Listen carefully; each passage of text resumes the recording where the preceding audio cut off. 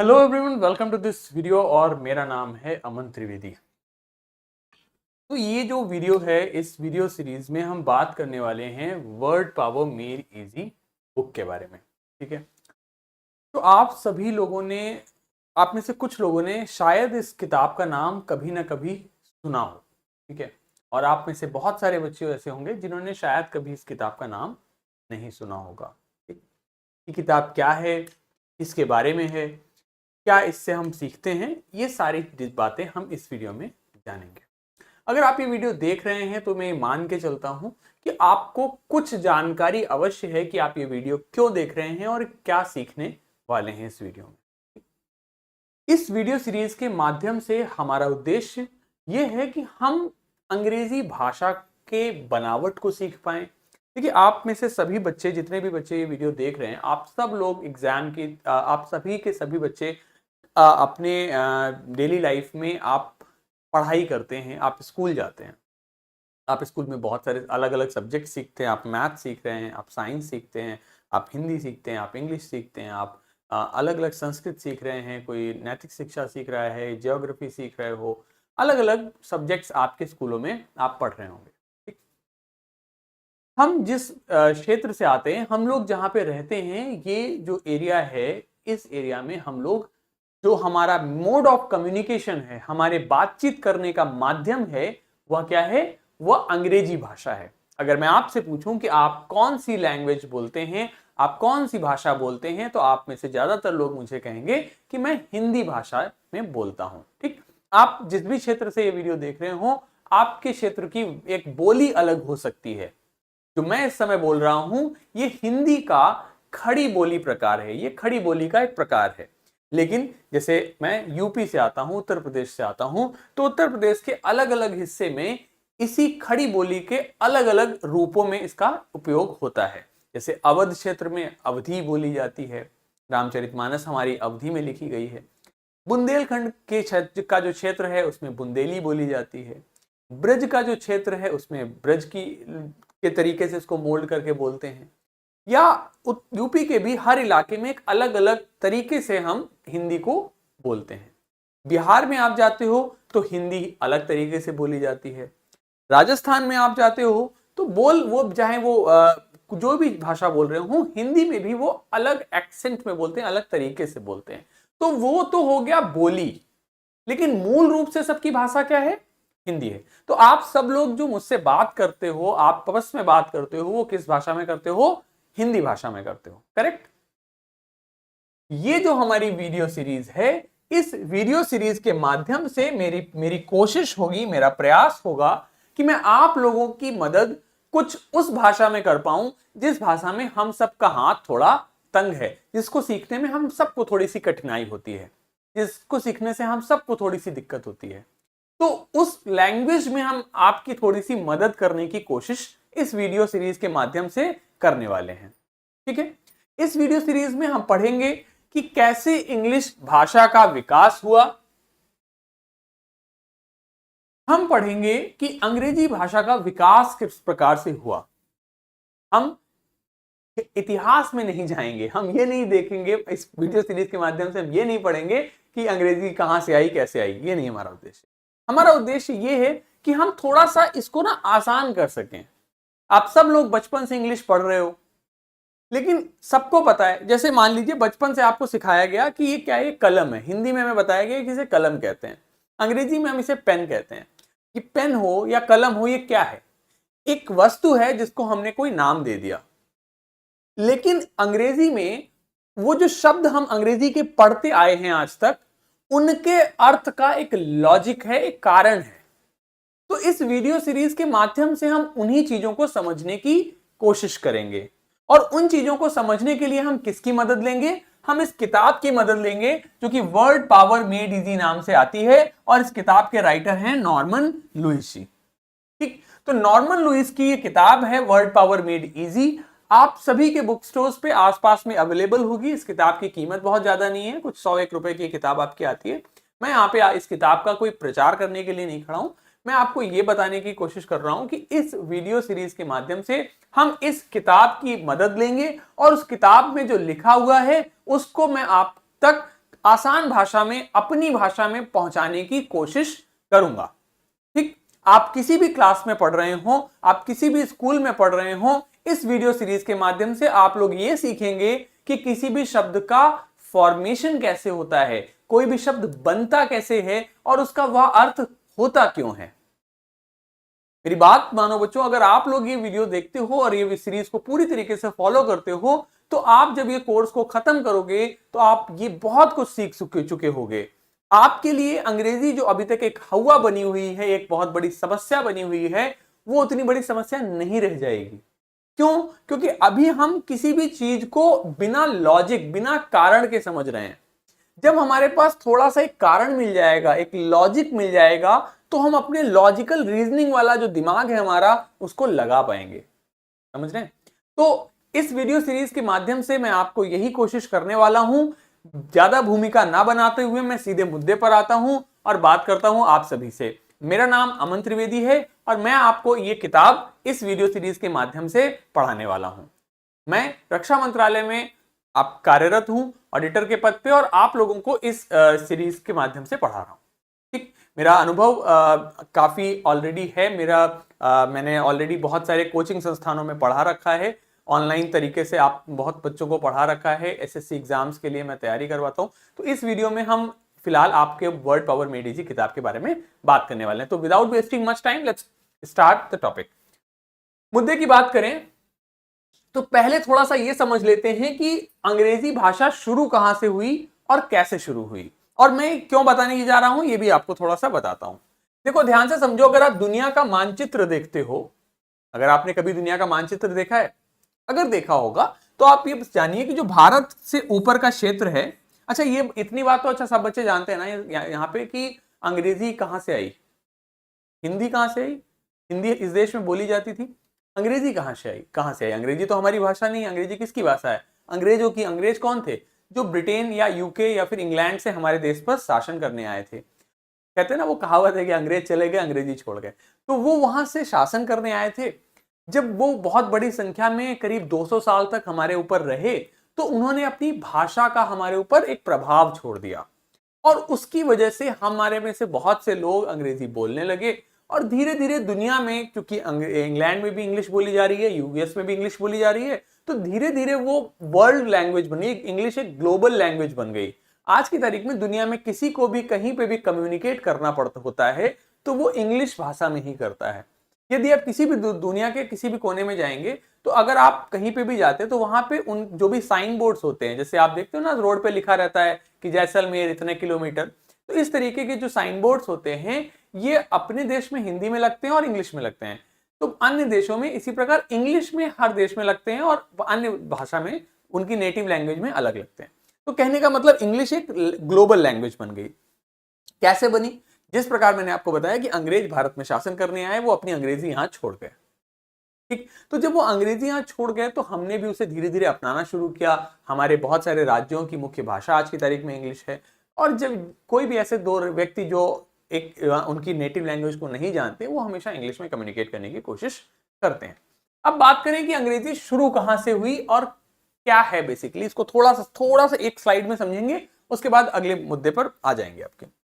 मैंने आपको बताया भारत के ऊपर, जहां से इंग्लैंड की बात करते हैं हम, इंग्लैंड का जो ये क्षेत्र है, इस क्षेत्र में बेसिकली अंग्रेजी डेवलप हुई। कैसे डेवलप हुई? इस क्षेत्र में बहुत सारे रीजन के लोग रहते थे, बहुत सारे जगह के लोग रहते थे। इसमें अलग अलग भाषाएं बोलते थे वो। कोई जर्मन बोलता था, कोई फ्रेंच बोलता था, कोई स्पेनिश बोलता था, कोई लैटिन बोलता था, कोई ग्रीक बोलता था। इन सभी भाषाओं के लोग यहाँ पे मिक्स हो रहे थे। तो अंग्रेजी जो है वो अपने आप में कोई भाषा नहीं है। अंग्रेजी जो है वो एक मिक्सचर है, एक कॉकटेल है। शिकंजी पी है कभी? शिकंजी में आप देखते हो ना, नींबू भी मिला देते हो, थोड़ा सा चीनी मिला देते हो, थोड़ा सा नमक मिला देते हो, पानी मिला देते हो, आइस डाल देते हो, सोडा मिला देते हो। आपने बहुत सारी चीजें मिला के एक डिश बना ली शिकंजी। बढ़िया स्वादिष्ट लगती है गर्मी में। तो शिकंजी में क्या हुआ? बहुत सारी चीजें मिली। इसी प्रकार अंग्रेजी जो लैंग्वेज है, इसमें बहुत सारी भाषाएं मिली। ठीक, इसी वजह से बहुत सारे जो शब्द हमारे अंग्रेजी के होते हैं, वह लैटिन उनका ओरिजिन होता है या फिर उनका ओरिजिन ग्रीक होता है। ठीक है, उनका जो ओरिजिन होता है वो या तो लैटिन होता है या फिर ग्रीक होता है। अब ये लैटिन और ग्रीक क्या बला है?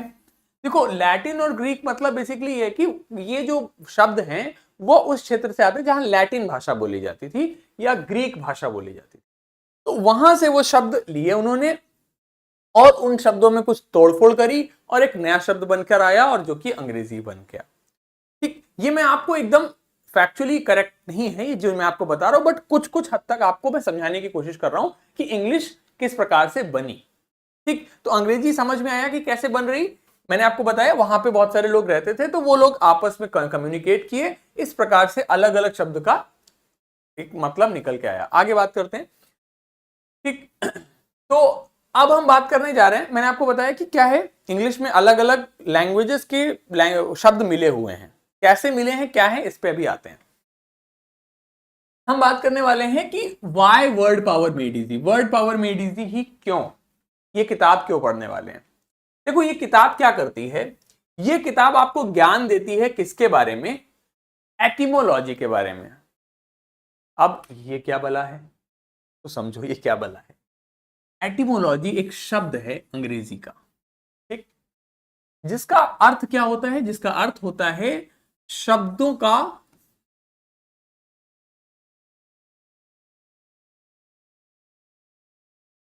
ओरिजिन,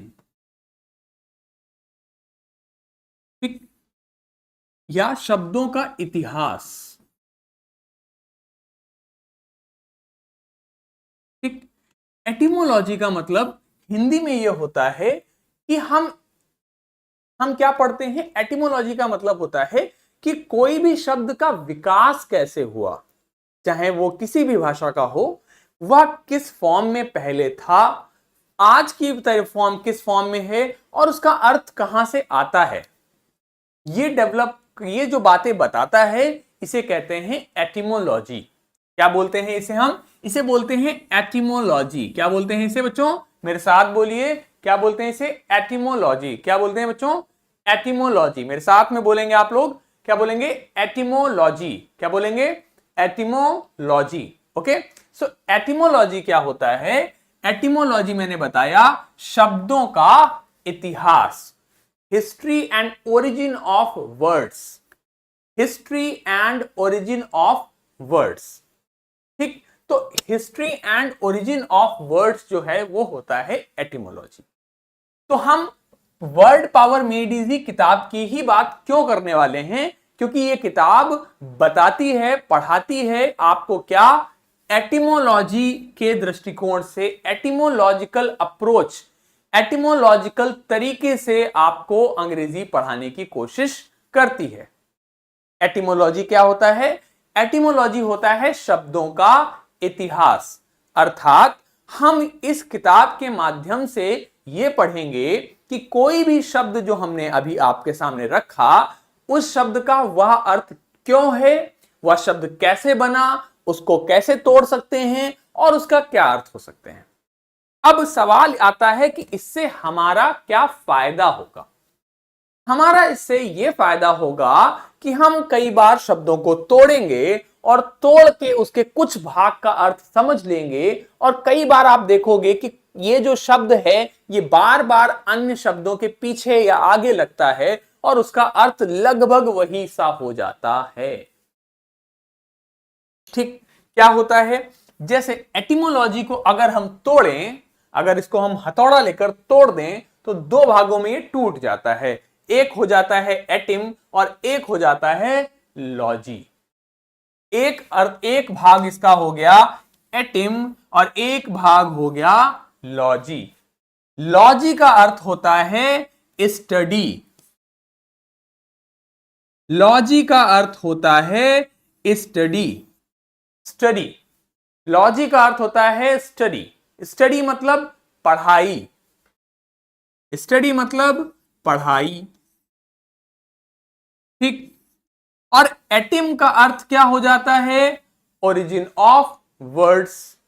ठीक, शब्दों की बात करते हैं, एटिम का अर्थ क्या हो जाता है, एटिम का अर्थ हो जाता है शब्दों की, जब हम बात करते हैं तो उसे हम क्या कहते हैं, एटिम। ठीक, तो एटिमोलॉजी का मीनिंग समझ में आया।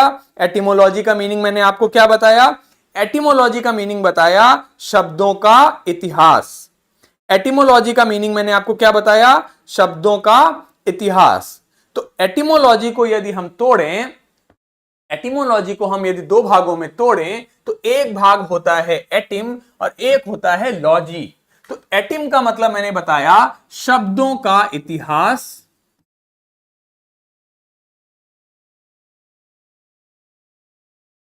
शब्दों का इतिहास। तो यदि बात करें तो एटिमोलॉजी क्या होता है? एटिमोलॉजी होता है शब्दों के इतिहास की पढ़ाई। समझ आया? अब आपसे कोई पूछे कि एटिमोलॉजी का मतलब क्या है, तो आप बता सकते हो उसे क्या कि बच्चा देखो, लॉजी होता है स्टडी, लॉजी का मतलब पढ़ाई, और एटिम का मतलब शब्दों का इतिहास। तो एटिमोलॉजी का मतलब क्या हो गया? शब्दों के इतिहास की पढ़ाई। समझ में आई मेरी बात? आई होप आई होगी। तो इस प्रकार से हम इस पूरी किताब में, जिस प्रकार आपने देखा कि मैंने एटिमोलॉजी को कैसे दो भागों में तोड़ा और आपने उसके अर्थ को पढ़ा, तो उसी प्रकार हम इस किताब में पूरी पढ़ाई करते हैं। जैसे अब आपको पता चल गया है कि लॉजी का मतलब क्या होता है? पढ़ाई। अब आप सभी लोग, कुछ शब्द जो मैं लिखने जा रहा हूं, आप सभी लोगों ने कभी ना कभी सुने होंगे। जैसे कि अगर आप बात करें, आप लोग स्कूल में शायद पढ़ते होंगे क्या? बायोलॉजी। क्या पढ़ते होंगे? बायोलॉजी पढ़ते हैं। इसी प्रकार आप लोगों ने कभी पढ़ा होगा सोशियोलॉजी। कभी ना कभी सुना होगा, आपके कोई भैया बहन चाचा चाची एमए करे होंगे सोशियोलॉजी में, पढ़ा होगा सोशियोलॉजी। तो अब आप सब लोग इस बात को अच्छे से समझ सकते हो कि बायोलॉजी का मीनिंग कैसे निकलता है या सोशियोलॉजी का मीनिंग कैसे निकलता है। कैसे निकलता है आपको पता है? लॉजी का मतलब होता है पढ़ाई, लॉजी का मतलब होता है पढ़ाई। और बायो का मतलब क्या होता है? बायो का मतलब होता है जीवन। बायो का मतलब क्या होता है? बायो का मतलब होता है जीवन। तो बायोलॉजी क्या हो गया? जीवन की पढ़ाई, मतलब जैविक चीजों की पढ़ाई, ऐसे चीजों की पढ़ाई जो कि जीवित हैं, जो कि जीवित हैं। यानी कि बायोलॉजी क्या है? Study of living organisms, living जीवित ऑर्गेनिजम्स की पढ़ाई को बायोलॉजी कह देते हैं। इसी प्रकार सोशियोलॉजी, तो सोशियो मतलब होता है समाज, सोशियो मतलब होता है समाज, और लॉजी का मतलब हो जाता है पढ़ाई। ठीक, तो समाज की पढ़ाई, इसे हम क्या कह देते हैं? समाज शास्त्र। समझ में आया? तो इससे आपको, अभी जो मैंने आपको पिछले 10-5 मिनट में बताया, इससे आपको एक बात तो समझ आई होगी कि अच्छा, जो आज तक आप सभी लोगों को पढ़ाया गया है, अंग्रेजी आप सब लोगों ने पढ़ी है स्कूल में कॉलेज में, कि यार स्कूल कॉलेज में जो हम अंग्रेजी पढ़ रहे थे उसमें हमें शब्द लिखाते थे, उसका मीनिंग बता देते थे, शब्द लिखाते थे, मीनिंग बता देते थे, लेकिन हमें कभी यह नहीं बताया कि इसका अर्थ यह है तो यह क्यों है। आज आपको जब मैंने ये बताया तो आपके दिमाग में थोड़ा सा तो कौतूहल जागा होगा, थोड़ा सा तो आश्चर्य लगा होगा बच्चों कि भाई एटिमोलॉजी का मीनिंग क्या होता है, शब्दों का इतिहास तो क्यों हो रहा है? क्योंकि इसका मीनिंग ये है, इसका मीनिंग ये है। और अच्छा, पता है एक बात और बताऊं बच्चों, ये जो शब्द हैं, जैसे ये शब्द हैं, तो इसके जो, अगर आप थोड़ा सा इतिहास में जाओगे तो पता लगेगा कि ये सब किसी ना किसी अन्य भाषा के रूट वर्ड्स हैं। या तो ये ग्रीक भाषा का शब्द है, या तो ये लैटिन भाषा का शब्द है, और वहां से हमने इन्हें उधार ले लिया है अंग्रेजी भाषा वालों ने, और उस प्रकार से लैंग्वेज में इन शब्दों को शामिल किया हुआ है। ठीक, थोड़ा सा आश्चर्य लगा, थोड़ा सा इंटरेस्ट जगा, कुछ मजा आया पढ़ने में? कैसे बता रहा हूं मैं आपको, थोड़े सा तो इंटरेस्ट जगा होगा, आई होप। ठीक, हो सकता है बहुत सारी चीजें ना समझ में आई हूं, क्योंकि मैं आपको ऑनलाइन मोड में चीजें बता रहा हूं, आप मेरे सामने नहीं बैठे हुए हैं, तो मुझे नहीं समझ में आ रहा है कि आप लोग को कितनी चीजें समझ आ रही, बट आई होप मैं जितना कोशिश कर रहा हूं आपके दिमाग तक कुछ कुछ पहुंच रहा है। ठीक, तो एटिमोलॉजी जिस तरीके से, अब ये जो किताब है हमारी, जिस तरीके से मैंने आपको एटिमोलॉजी का मीनिंग बताया, इसी प्रकार बहुत सारे शब्दों के मीनिंग वो बताती है। और इस किताब के माध्यम से हम बहुत सारे अंग्रेजी के शब्द तैयार कर लेते हैं। उन शब्दों को आप, अगर आप कभी अंग्रेजी अखबार पढ़ोगे, कभी किताब पढ़ोगे, कभी समाचार देखोगे, तो आपको वो शब्द दिखेंगे। कभी डॉक्टर के पास जाओगे तो डॉक्टर को वो शब्द इस्तेमाल करते देखोगे। कभी आप एग्जाम की कोई तैयारी करोगे, आगे चल के कॉम्पिटिटिव एग्जाम्स की तैयारी करोगे, प्रतियोगी परीक्षाओं की तैयारी करोगे। आप में से कुछ बच्चे आईएएस की तैयारी करेंगे, कुछ बच्चे एसएससी की तैयारी करेंगे, कुछ बच्चे आईआईटी की तैयारी करेंगे, कुछ बच्चे आगे जाके किसी भी एकेडमिक कोर्स में जाएंगे। तो आप लोग इन सभी शब्दों को आगे अपने जीवन में इस्तेमाल कर पाएंगे और आपकी एक अंडरस्टैंडिंग, आपकी एक डेवलप होगी कि आप ये समझ पाओगे कि कोई भी शब्द किस प्रकार बनता है।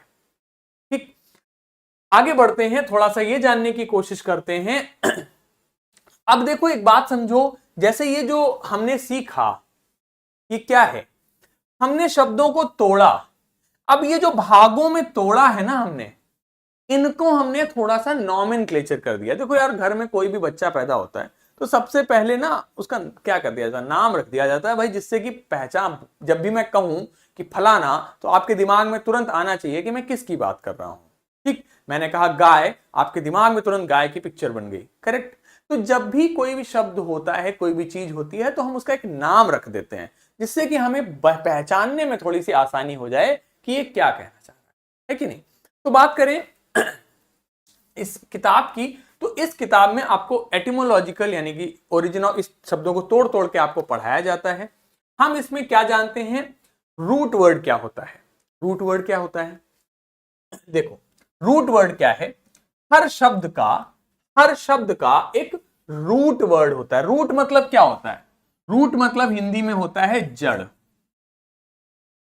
ठीक, रूट मतलब होता है जड़। तो हर एक शब्द जो है उसका एक जड़ होगा, एक उसका रूट होगा, एक उसकी जड़ होगी।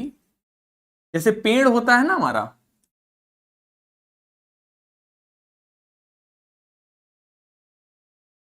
पेड़ होता है ना हमारा, तो पेड़ की जड़ें होती हैं जो कि नीचे जमीन में जाती हैं। ठीक, वो जड़ से पानी ऊपर जाता है, जड़ों से ही अन्य चीजें, पूरा पेड़ बनता है, और उस पेड़ से ब्रांचेस निकलती हैं, शाखाएं निकलती हैं। इसी प्रकार अंग्रेजी में एक रूट वर्ड होता है, एक जड़ होता है, एक बीज होता है, और उस बीज से ही बहुत सारे शब्द बनते हैं, समझे। जैसे क्या होता है, core of a word that is the most basic part and can not be broken down into more meaningful elements. इसको आप इग्नोर करिए, अंग्रेजी भाषा को हिंदी में समझिए कि कोई एक शब्द का एक टुकड़ा होता है जिसको आप फर्दर ब्रेक डाउन नहीं कर सकते, और उसका एक मीनिंग होता है, उसके सहारे बहुत सारे अन्य शब्द बनते हैं और उसका मीनिंग निकलते हैं। जैसे कि अगर हम बात करें, पीछे हमने जैसे एटिमोलॉजी देखा, तो इसमें आपने एक वर्ड देखा एटिम, इसको हम फर्दर नहीं तोड़ सकते, इसको और ज्यादा नहीं तोड़ा जा सकता है, इसको और ज्यादा नहीं तोड़ा जा सकता है, और इसका अपने आप में एक अर्थ है। ठीक, तो इस तरीके के शब्दों को हम रूट वर्ड कहते हैं, यानी कि एक ऐसा शब्द जो उस शब्द का एक बहुत ही बेसिक पार्ट है, जो उसका एक बहुत ही इसेंशियल पार्ट है, जो बहुत ही जरूरी हिस्सा है। जैसे आप लोगों के घर में आपके जो बाबा दादी होंगे या जो सबसे बड़े पूर्वज होंगे, वो सबसे जरूरी मुखिया हैं, उनके थ्रू ही आगे की पीढ़ियां बढ़ी हैं। ठीक, तो वो जो हो गए वो रूट हो गए। ठीक, आप लोग ब्रांचेस, आप लोग शाखाएं हो गए। ठीक, तो एक शब्द, जिसका एक शब्द को हम तोड़े, उसमें से एक शब्द का हिस्सा आया, उस हिस्से का जो जो जो हिस्सा है उसको आगे नहीं तोड़ा जा सकता है, और उस हिस्से से बहुत सारे अलग अलग शब्द बन सकते हैं, तो उसे हम क्या कहते हैं, रूट वर्ड कहते हैं। ठीक, इसके अलावा कुछ एफिक्सेस होते हैं। एफिक्सेस क्या होते हैं, एफिक्सेस यानी कि एफिक्सेस दो तरीके के होते हैं, एक होते हैं प्रीफिक्सेस, एक होते हैं सफिक्सेस। ठीक, हिंदी में आप लोगों ने पढ़ा होगा उपसर्ग एवं प्रत्यय। हिंदी में आप लोगों ने पढ़ा होगा उपसर्ग एवं प्रत्यय। उपसर्ग क्या होता है, उपसर्ग जो एक चीज के आगे लगता है वह हो जाता है प्रीफिक्स जो किसी चीज के पीछे लगता है वो क्या हो जाता है? सफिक्स। अब मेरी बात ध्यान से समझो, ये जो पीछे एक हमने शब्द देखा एटिमोलॉजी, इसमें जो लॉजी है ये क्या है? ये प्रीफिक्स है या सफिक्स है? ये प्रीफिक्स है या सफिक्स है? मैंने क्या बताया? प्रीफिक्स, पी मतलब पहले, ठीक, एस फॉर सफिक्स, सफिक्स मतलब बाद में। तो ये जो लॉजी शब्द है ये पहले लगा है या बाद में लगा है? बाद में लगा है, तो ये क्या हो गया बच्चों? सफिक्स हो गया, ठीक। और एटिम यहां पर क्या हो गया? एटिम यहां पर रूट वर्ड हो गया, ठीक। तो इसी प्रकार कुछ शब्द आपके शब्दों के आगे लगेंगे, जो आगे लगेगा वो प्रीफिक्स हो जाएगा, जो पीछे लगेगा वो सफिक्स हो जाएगा। अब आप में से बहुत सारे लोग मेरे से पूछेंगे कि सर हम इसमें पहचाने कैसे? सर इसमें से रूट वर्ड क्या है, इसमें से प्रीफिक्स क्या है, इसमें से सफिक्स क्या है, ये सब हम कैसे पहचाने? हमें कैसे पता होगा कि ये इसका मुख्य भाग है, ये इसका आगे का भाग है, पीछे का भाग है? हमें तो सब एक जैसे लगते हैं, है कि नहीं? आप तो ऐसे ही कहोगे। लेकिन देखो, समझो ध्यान से, जैसे मैंने लिखा अमोरल, ठीक, मैंने लिखा अमोरल। मॉरल का मतलब होता है नैतिक,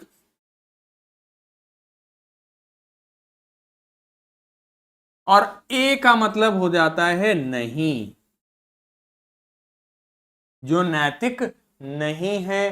तो अमोरल का मतलब क्या हो गया? अनैतिक, समझे? अब मुझे कोई बता दे इसमें से प्रीफिक्स क्या है और रूट वर्ड क्या है। भाई वर्ड इसमें से क्या है? वर्ड है मॉरल, तो मॉरल हमारा क्या हो गया? मॉरल हमारा रूट वर्ड हो गया।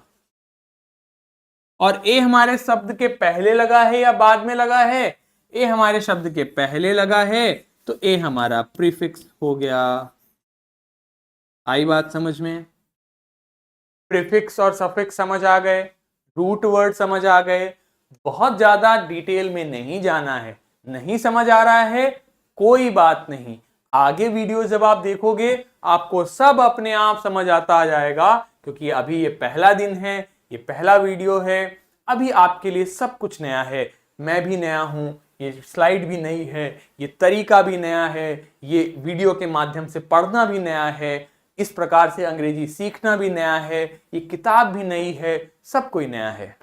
तो जब पहली पहली बार आप किसी से मिलते हो तो सब कुछ नया लगता है, लेकिन जब आप थोड़ा सा उसे जान जाते हो, थोड़ा सा आप परिचय हो जाता है, तो फिर वो चीजें समझ अपने आप आने लगती हैं, ठीक। जैसे में से बहुत सारे लोगों ने जब पहली बार साइकिल सीखी होगी, तो साइकिल सीखते समय आपको उतना नहीं समझ आ रहा होता है क्या है क्या नहीं, पर 2-4 दिन के बाद में मस्त आप एक पैडल पे चलाने लगते हो साइकिल, है कि नहीं?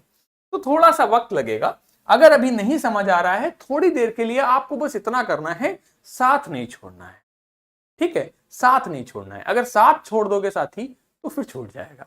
आप मेरे साथ लगे रहोगे तो मैं आपको गारंटी देता हूं आप लोग बहुत कुछ यहां से सीख के जाने वाले हो, बहुत कुछ यहां से आप पढ़ के जाने वाले हो, ठीक। अब देखो थोड़ा सा कुछ समझते हैं कि ये किताब किस प्रकार काम करेगी। ये किताब किस प्रकार काम करेगी, आप लोग किस प्रकार पढ़ोगे, इसको थोड़ा सा समझते हैं।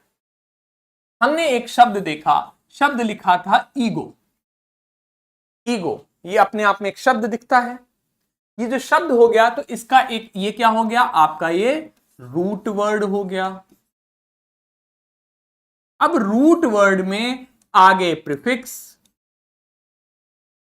या फिर पीछे सफिक्स लगा के बहुत सारे शब्द बन सकते हैं। आपको पता है रूट वर्ड क्या होता है? जैसे अभी हमने देखा रूट वर्ड, आप पता है रूट वर्ड करता क्या है? रूट वर्ड आपकी वो चाबी है, जैसे आपने सुना होगा ना कि कहते हैं कि चोरों के पास ताले की मास्टर की होती है, मास्टर चाबी होती है, या मास्टर पासवर्ड, एक ऐसा पासवर्ड जिसको कहीं पे भी डालोगे खुल जाएगा, या ऐसी चाबी जिसको किसी भी ताले में लगाओगे तो खुल जाएगा, ठीक। तो एक रूट वर्ड जो होता है वो एक प्रकार से मास्टर की का काम करता है। मतलब आपको यदि एक शब्द के रूट वर्ड का अर्थ पता चल गया तो आप उससे बहुत सारे शब्द बना सकते हो, उससे बहुत सारे शब्द बन सकते हैं, एक रूट वर्ड से बहुत सारे शब्द बन सकते हैं। और अगर आपको रूट वर्ड का मीनिंग पता है, अगर आपको किसी के पापा का नाम पता है, तो आपको पता चल जाएगा कि इस व्यक्ति के आगे नाम के टाइटल में क्या लगता होगा। अगर आपको किसी के पापा गांव का नाम पता है तो आपको उसकी हरकतों के बारे में, उसकी बिहेवियर के बारे में पता लग जाएगा। हमारे गांव देहात में जब शादी होती है तो हर व्यक्ति क्या करता है, किसी की लड़के के बारे में कुछ पता करना है तो क्या करता है, पहले तो गांव पता करो, या लड़की के बारे में पता करना है तो गांव पता करो। शादी करने से पहले गांव पता कर लिया तो अब हमें यह पता लग जाएगा कि कैसे लोग होंगे उस गांव में, कैसे लोग रहते हैं, अच्छे लोग रहते हैं, बुरे लोग रहते हैं, तो उस प्रकार से हम आइडिया लगा लेते हैं। वही कार्य यहां पर होगा। जब हम देखेंगे कि हमने एक रूट वर्ड पढ़ लिया, एक रूट वर्ड का मीनिंग जान लिया, तो जब हमें एक रूट वर्ड का मीनिंग पता है तो उसके आधार पे हम बहुत सारे शब्दों को सीख सकते हैं, उन शब्दों के मीनिंग को आसानी से सीख सकते हैं। कैसे, आइए देखते हैं। जैसे हमने जाना कि ईगो, ईगो का मतलब क्या होता है, ईगो का मतलब होता है आई। आई का मतलब क्या होता है, आई का मतलब होता है मैं। ठीक, तो ईगो का अर्थ क्या होता है, आई, आई का मतलब मैं। अब इतनी बात मुझे पता है, अब आगे जानते हैं। अच्छा एक चीज और समझो, जैसे गांव वगैरह में अक्सर आप देखते हो कि किसी का कोई नाम था, ठीक है, उस नाम को गांव में कुछ लोग बिगाड़ देते हैं और फिर वो बिगड़ते बिगड़ते बिगड़ते वो उसका नाम से बहुत अलग नाम लोग रख देते हैं। ऐसा करते हैं कुछ लोग गांव में। ठीक, यही काम रूट वर्ड में होता है। आपको उसका मुख्य मीनिंग पता है, रूट मीनिंग पता है, तो आप बाकी अर्थ निकालने की कोशिश करोगे।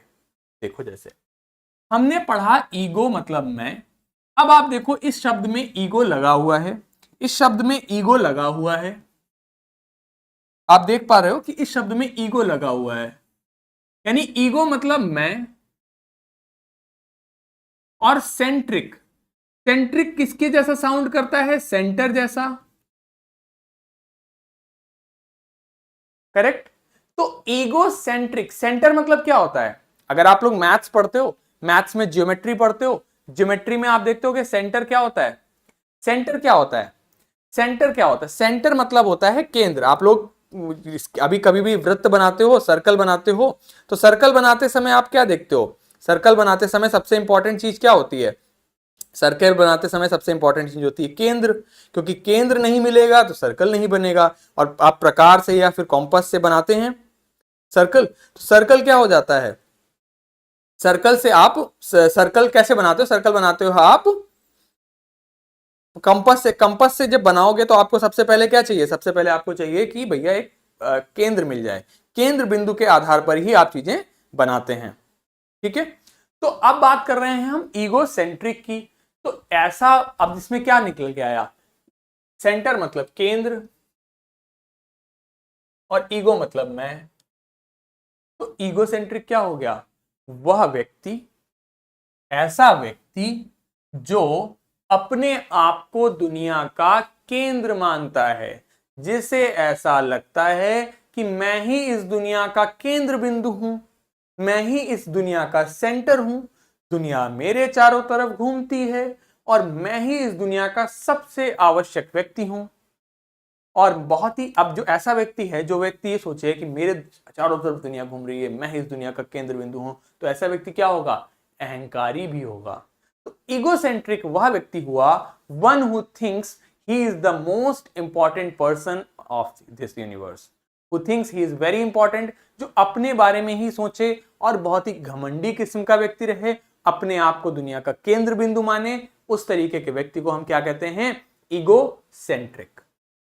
ठीक, तो अब देखो आपने ईगो का मीनिंग आपको पता है, सेंट्रिक का मीनिंग पता है, तो आप ईगो सेंट्रिक का अर्थ ना याद रखते हुए भी आप याद रख सकते हो, रख सकते हो। कोई रटने की जरूरत है, कोई याद करने की जरूरत है नहीं, आपको पता चल गया ईगो मतलब मैं, सेंट्रिक मतलब केंद्र, तो ऐसा व्यक्ति जो अपने आप को केंद्र बिंदु मान रहा है।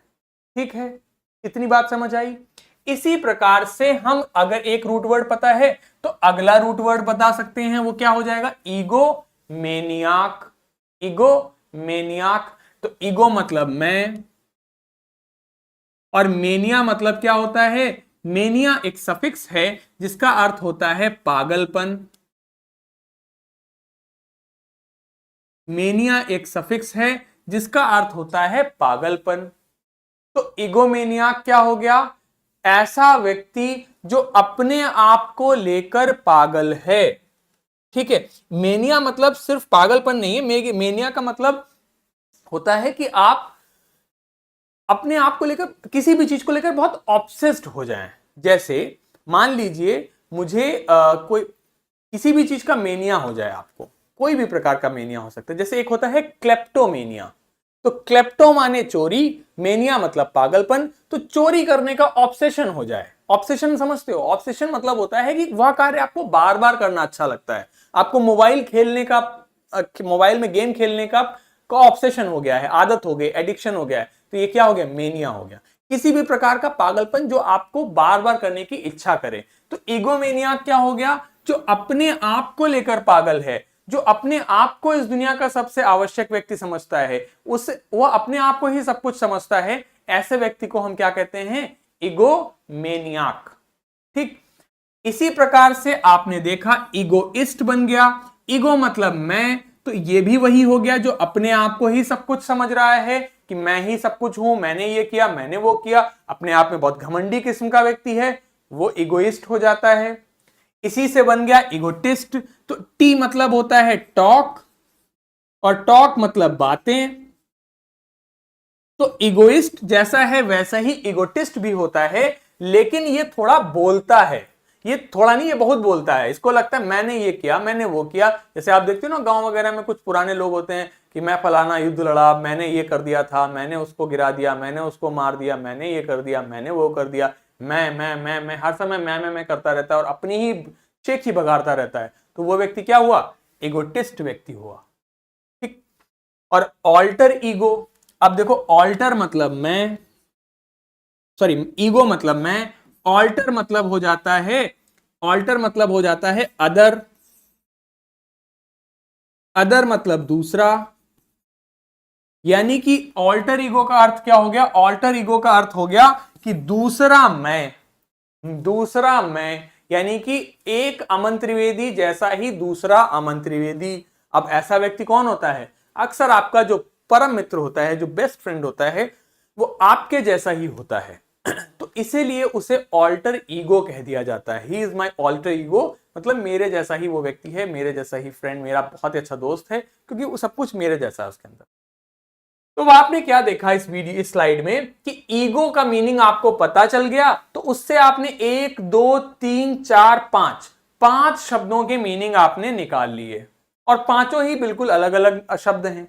सबका एक रूट जो है वो सेम है, सबका जो पिताजी है वो सेम है, सबका जो फादर है वो सेम है, लेकिन पीछे सेंट्रिक लगा दिया तो कुछ और हो गया, मेनियाक लगा दिया तो अलग हो गया, आईएसटी लगा दिया तो अलग हो गया, टिस्ट लगा दिया तो अलग हो गया, ऑल्टर ईगो कर दिया तो अलग हो गया। और इस प्रकार से अन्य शब्द भी बन सकते हैं ईगो के सूत्र लेकर। तो आपने क्या समझा? आपने ये समझा कि अगर हमें किसी शब्द का रूट वर्ड पता है, तो उससे आगे पीछे के जितने, आगे पीछे दाएं बाएं के जितने भी शब्द हैं वो हमें पता लग सकते हैं। यानी कि अगर हमने एक शब्द का रूट वर्ड का मीनिंग याद कर लिया, तो हम उससे रिलेटेड 8-10 और शब्द तो पढ़ ही सकते हैं। इतनी बात समझ आ गई? इसी तरीके से हमारा दूसरा शब्द हो जाता है एंथ्रोपोस। तो एंथ्रोपोस का मतलब होता है ह्यूमन काइंड, मानव।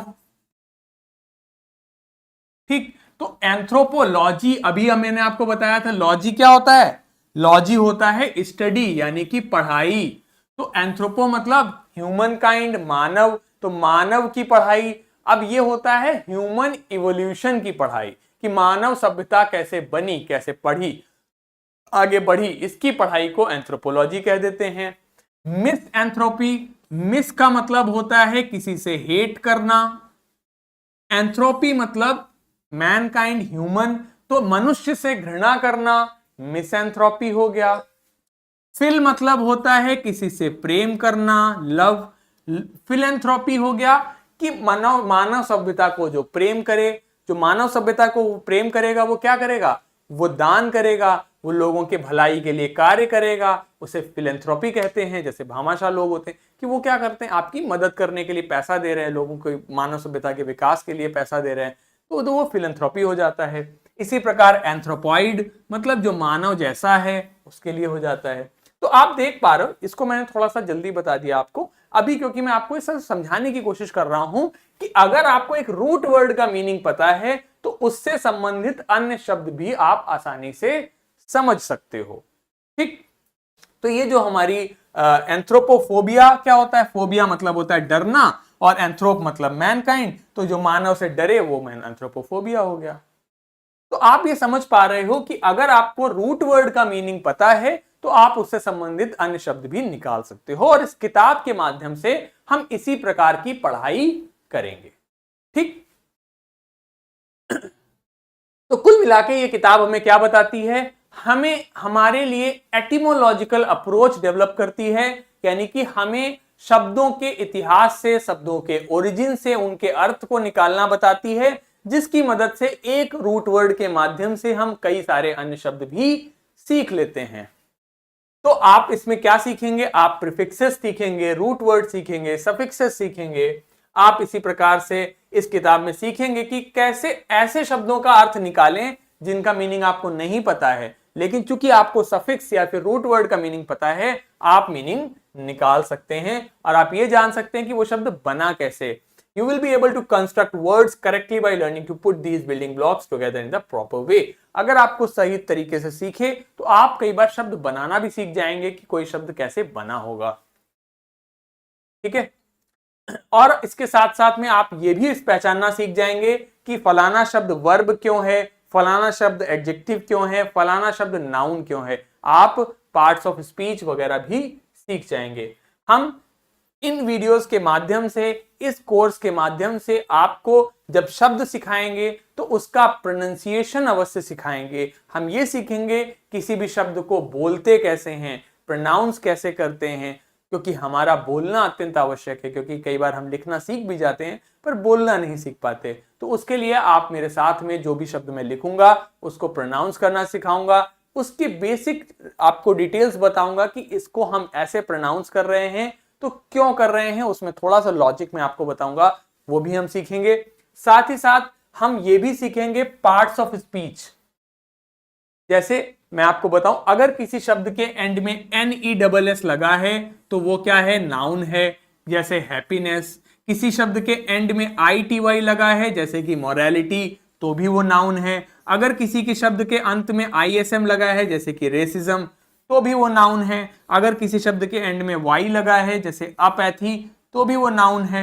अगर किसी शब्द के एंड में TION या ION लगा है तो भी वो नाउन है। ये सारी चीजें भी हम सीखेंगे रूट वर्ड्स के ही माध्यम से। आप धीरे धीरे इनको जब नोटिस करेंगे, जब आप इनको सीखेंगे तो आप आसानी से अपने आप से पहचान पाएंगे कि फलाना शब्द नाउन है, एडजेक्टिव है या फिर वर्ब है। जैसे एट लगा तो वर्ब बन गया, IZE लगा वर्ब बन गया, FY लगा तो वर्ब बन गया, एडजेक्टिव में IC लगा तो इगोटिस्टिक बन गया, एड लगा तो इंट्रोवर्टेड बना, OUS लगा मैग्नोनिमस बना, AL लगा तो म्यूजिकल बना, ITY लगा तो एक्टिव बना। तो इस प्रकार से आप कुल मिला के आप इस प्रकार से पार्ट्स ऑफ स्पीच भी सीख पाएंगे।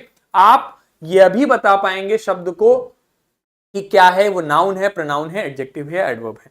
अब पूरी बात को एक बारी समराइज करते हैं और उसके बाद हम इस वीडियो को यहीं पे खत्म करेंगे। आप समझिए, इस कोर्स और इस वीडियो के माध्यम से हम आपके साथ क्या करने वाले हैं, हम आपको अंग्रेजी सीखने का एक नया आयाम, एक नया तरीका बताने वाले हैं कि अंग्रेजी कैसे सीखी जा सकती है। उसके लिए मैं आपकी एक किताब की मदद लेने वाला हूं, वर्ड पावर मेड इजी, जो कि नॉर्मन लुइस ने लिखी है।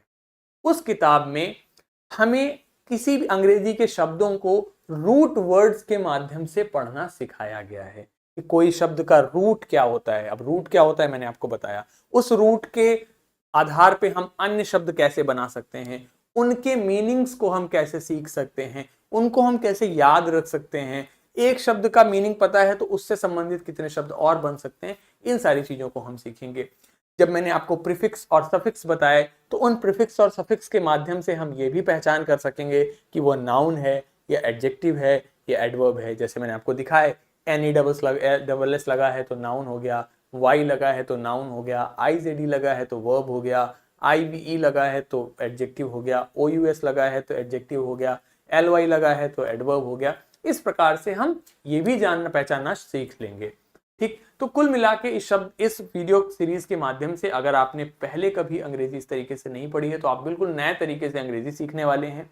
आप वोकैबुलरी सीखने वाले हैं, बहुत सारे अंग्रेजी के शब्द सीखने वाले हैं, उन शब्दों को समझने की एक नया तरीका सीखने वाले हैं। तो बहुत कुछ आप इन वीडियोस में आप नया सीखने वाले हैं।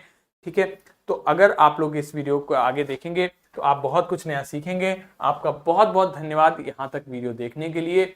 आगे के वीडियोस में हम इस किताब के सेशन 1, सेशन 2, सेशन 3 इस प्रकार से वीडियोस लेकर आएंगे, जिसमें उसमें जो बताया गया है उसको मैं आप तक पहुंचाने की पूरी कोशिश करूंगा। ठीक है, तो मिलते हैं अगले वीडियो में। आप तब तक के लिए very good, great head, take care, bye bye. आप सभी का बहुत बहुत धन्यवाद ये वीडियो देखने के लिए। आशा करता हूँ इस वीडियो सीरीज के माध्यम से आपकी ज्ञान में, आपके नॉलेज में कुछ कुछ प्रगति हो रही होगी, कुछ एडिशन हो रहा होगा, कुछ मैं योगदान दे पा रहा हूँगा। ठीक है, तो मैं अमन त्रिवेदी आपसे विदा लेता हूँ इस वीडियो के एंड में। तब तक के लिए अपना ध्यान रखिए, खूब खेलिए, खूब पढ़ाई कीजिए और अपना स्वास्थ्य का ध्यान रखिए। मिलते हैं अगले वीडियो में, तब तक के लिए goodbye, take care, have a very great day. Thank you so much, bye.